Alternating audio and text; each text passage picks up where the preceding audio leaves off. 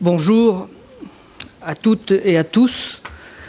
Merci à la Fondation Calivita d'avoir bien voulu organiser à nouveau pour la 5e fois ce rendez-vous.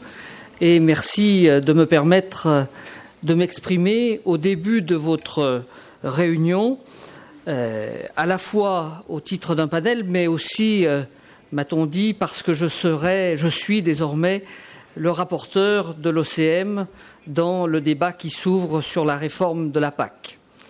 Évidemment, la question de la qualité va être au cœur de nos réflexions. Elle est déjà au cœur de nos réflexions à travers 2 rapports dont nous avons commencé l'examen, le rapport sur le lait, dont je dirai quelques mots tout à l'heure puisque j'en étais le shadow rapporteur au nom de mon groupe, et puis le paquet qualité.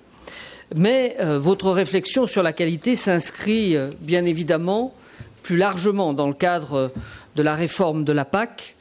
Et peut-être au début de cette journée, n'est-il pas inutile de se re-questionner sur les raisons qui nous conduisent au niveau européen, et nous, parlementaires européens, à défendre une PAC forte, au moment où certains continuent à dire que l'Europe pourrait utiliser de manière plus efficace son argent ailleurs.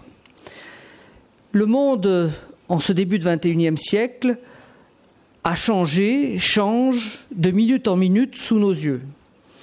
Nous voyons émerger des blocs continents, qui se veulent à la fois partenaires et concurrents dans nos échanges.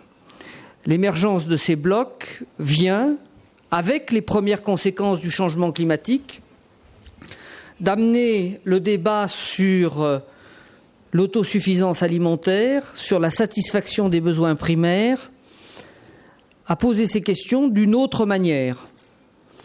Alors qu'il y a 10 ans, nous pensions ces questions pour un temps et un temps long derrière nous, ces questions sont à nouveau au centre de nos préoccupations. Oui, sécurité alimentaire, c'est un sujet de conversation qui n'est plus un sujet de philosophie, c'est un sujet du quotidien, c'est un sujet qui interroge, c'est un sujet qui interpelle bien au-delà de notre cadre de spécialistes des questions agricoles et agroalimentaires que nous sommes ici cet après-midi à Bruxelles. Mais l'Europe est aussi, il faut le rappeler, et c'est là aussi un lien direct avec les signes de qualité dont nous parlerons tout à l'heure, l'Europe est un vieux continent. Un vieux continent, ça veut dire quoi? Ça veut dire que nous avons une population répartie partout sur le territoire, une population à qui il nous faut offrir des qualités de vie, une qualité de vie, et une qualité de vie, c'est à la fois un espace ouvert, de l'emploi partout sur le territoire, de la richesse répartie le plus partout sur le territoire. Et arrêtons-nous 30 secondes sur ce point.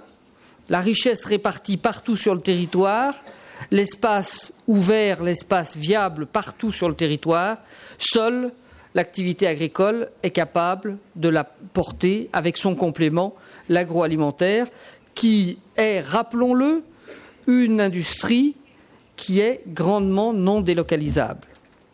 Enfin, le fait que nous soyons un vieux continent, avec une présence partout, nous oblige aussi à respecter davantage peut-être que d'autres nos ressources naturelles, en particulier l'eau, parce que nous avons besoin d'une eau de qualité pour la population, partout sur le territoire, ce qui justifie sans doute que nous imposions aux agriculteurs quelques contraintes en termes d'environnement. Ces contraintes entraînent des surcoûts, il nous faut les financer. Et rappelons à tous ceux qui sont les détracteurs de la PAC, aujourd'hui comme hier et sans doute encore demain, que la PAC, ce n'est qu'une contribution de moins de 100 € par an et par habitant. Réfléchissons ce que seraient nos territoires si nous n'avions pas cette contribution de 100 € par habitant et par an. C'est une question que je pose aux non-agricoles. Oui, nous avons le devoir de poursuivre une politique agricole commune qui soit une politique forte, mais une politique qui doit être redimensionnée dans un espace qui a évolué. Finalement, chers amis, Lorsqu'en 1960, les pères fondateurs ont créé la politique agricole commune, est-ce que l'espace dont on parlait à cette époque vivait des choses très différentes de ce que nous vivons aujourd'hui? Nous avons généralement, et tous ceux qui ont moins de 50 ans en particulier, nous avons oublié que lorsque la politique agricole commune a été créée, l'Europe des 6 n'assurait son auto-approvisionnement qu'à 80%. Et que nous dépendions à peu près en toutes choses de l'extérieur pour assurer le complet approvisionnement de la population. La PAC, au départ, c'est cela. N'est-ce pas à nouveau l'interrogation qui se pose à nous aujourd'hui, plus au niveau des 6, non seulement au niveau des 27, mais au niveau planétaire. Et donc, dans ce contexte nouveau, je crois que nous devons donner aux agriculteurs 3 droits. Le droit de s'organiser, le droit de négocier et finalement le droit de continuer à exister. Le droit de s'organiser. Le traité de Rome, comme le traité de Lisbonne, ont prévu que le Conseil et le Parlement pourraient déroger aux sacro-saints articles 101 et 102 du traité, qui sont les articles sur la concurrence. Pourquoi l'ont-ils prévu? Parce que la denrée alimentaire n'est pas une denrée comme les autres. Parce que les conditions de production agricole ne sont pas les conditions d'extraction d'un minerai. Eh bien, dans ce monde en mouvement, où des blocs viennent concurrencer nos marchés, mais viennent aussi déstabiliser nos approvisionnements, nous avons aujourd'hui, c'est du moins la volonté du Parlement, le devoir d'utiliser pleinement cette disposition du traité.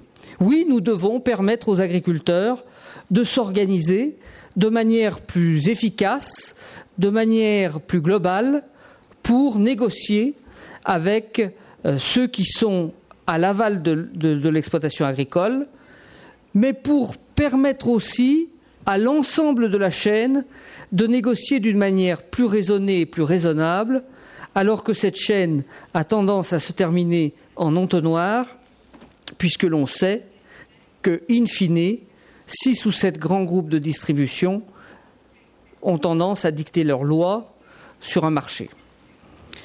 Le droit de s'organiser, le droit de négocier, ai-je dit, en effet, aujourd'hui, les agriculteurs sont d'abord des chefs d'entreprise.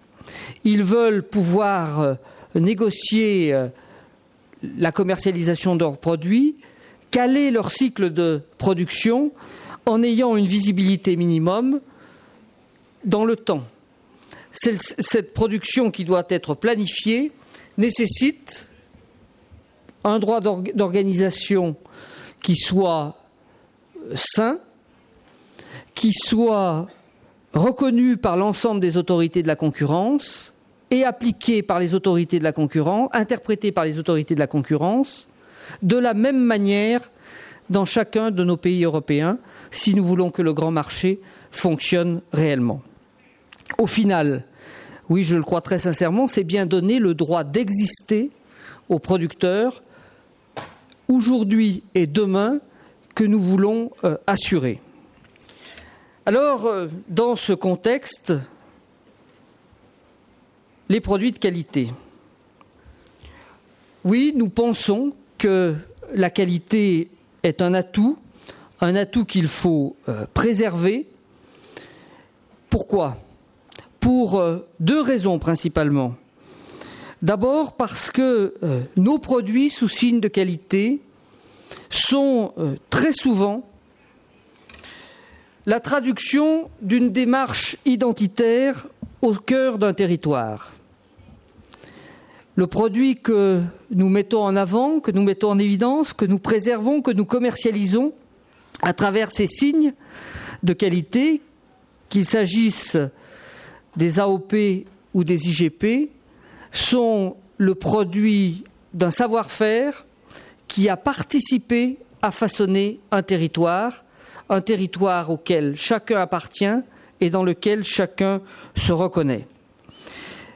Mais ce phénomène identitaire n'est pas suffisant. Il s'agit aussi d'un patrimoine commun que nous devons défendre, et nous devons le défendre en adaptant des règles spécifiques. Certes, la qualité apporte un plus en termes de prix, mais la qualité en elle-même, si on veut la réserver à ce lien au terroir, à ce lien à l'origine, à ce lien à la tradition, il nous faut aussi savoir l'entourer d'un minimum de règles et de règlements. C'est la raison pour laquelle, dans le paquet lait, pour lequel j'espère que nous terminerons la négociation en trilogue la semaine prochaine, nous avons, au niveau du Parlement européen, imposé qu'il y ait des dispositions spécifiques pour les produits d'appellation d'origine contrôlée, protégée, et pour les indications géographiques. Parce que nous pensons que même s'ils ne représentent, comme cela nous a souvent été objecté, que 10% de la production laitière au niveau européen, ils sont un atout et une richesse incalculable pour les territoires auxquels ils appartiennent.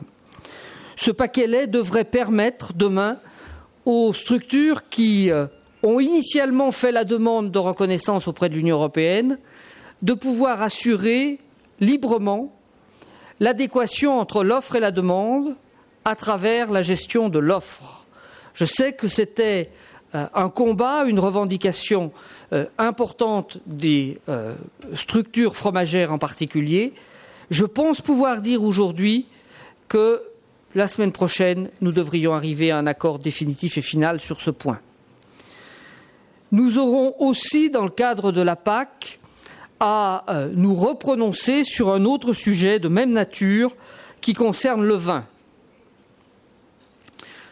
Le dossier sur le vin est un dossier éminemment complexe et compliqué puisque lors de la précédente négociation en 2008, les gouvernements, à travers le Conseil, ont à une très large majorité décidé la suppression des droits de plantation. Le commissaire considère qu'il ne peut pas représenter une proposition dès lors que c'est une décision du Conseil qui a quelque peu forgé le destin. Eh bien, le Parlement européen est décidé à rouvrir ce débat. Dans le rapport Dess au mois de juin dernier, nous avons, à la quasi-unanimité du Parlement, voté pour réintroduire les droits de plantation. Je prends l'engagement devant vous que nous mènerons ce combat aussi loin que nous pourrons le mener. J'ai d'ores et déjà dit que si le commissaire ne voulait pas refaire une proposition en tant que rapporteur, je réintroduirai dans mon rapport la disposition l'année prochaine. Il faut que chacun fasse un effort pour expliquer. Il faut expliquer autour de nous, il faut expliquer à nos clients, il faut expliquer à vos clients que la garantie de la qualité, elle passe aussi, à travers la gestion des volumes. C'est une explication qui est difficile. Aujourd'hui, 15 pays sont prêts à changer la règle. Il nous en faut encore 2 ou 3. Je suis sûr qu'avec votre aide, on y arrivera. En tout cas, je veux vous assurer que pour le Parlement, oui, les produits de qualité sont bien un atout pour l'Europe et cet atout, nous allons le défendre ensemble.